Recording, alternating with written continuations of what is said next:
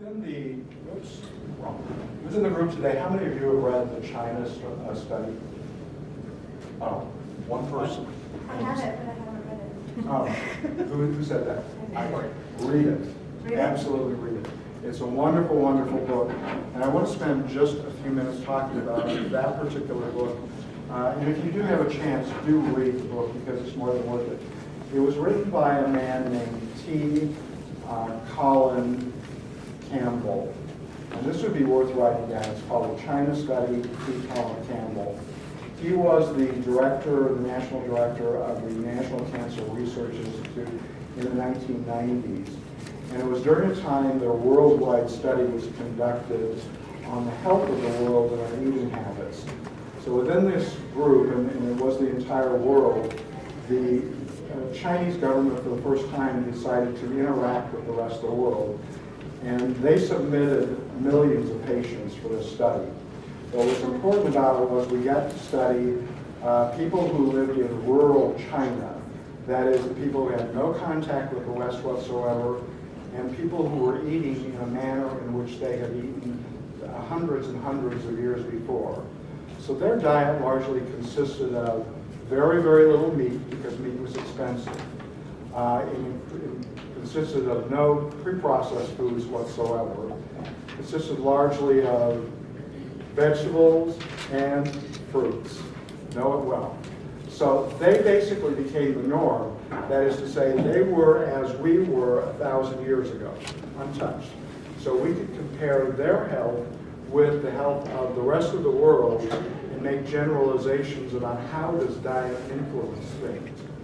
And what they found out is we take their diet as opposed to a diet from the US, which is copious amounts of meat, a lot of dairy, very little fruit, very little vegetables, and lots of processed foods. In China, the impact of cancer was negligible. That is, there basically wasn't any cancer. Particularly, there wasn't any breast cancer. Thirdly, there wasn't any acne. Acne was basically unheard of. And as they looked at New Zealand, rural area, same thing, no acne. As they looked at Africa, rural area, no acne. So obviously there was some overlay there. The other thing they found is there was no heart disease in Africa, or excuse me, in China, rural China, and there was no cancer to speak of in rural China. So they started making generalizations. One of the things that they looked at, and this goes back to Colin Campbell himself, who later reanalyzed everything and called the book The China Study. He determined that in China, a girl goes into menopause at ages 15, 16, and 17. Why? No, flip it the other way. The lack of influence of animal hormones. She did not eat meat, she did not eat dairy, she had nothing stimulating her hormonal system to move forward quickly. On the other side, in the United States, at what age does a girl go through puberty, go into puberty? 11. Good answer. So we've got 5 years right there. In those 5 years, the female is subject to hormones. 5 years longer than the U.S. In rural China, they went into menopause at age 42, 43. What age do we go through menopause here? Like 50. Okay. So let's just say, let's be generous and say there's only another 5 years. So we've got 10 years of hormonal influence. It's double prong though. And the double prong is for 10 more years than our American counterpart, the woman is creating hormones that are influencing her body. And for 10 more years, she's eating, the Chinese woman is eating almost no meat, almost no dairy, and the American woman is eating copious amounts of meat and dairy.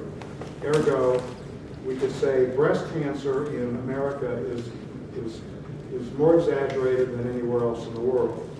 In China, it's the least. It doesn't exist. Okay, that helps you understand. Excuse me. All is linked more or less to diet. Acne is directly linked not to specific foods. The science has said it's not related to foods, and it's not.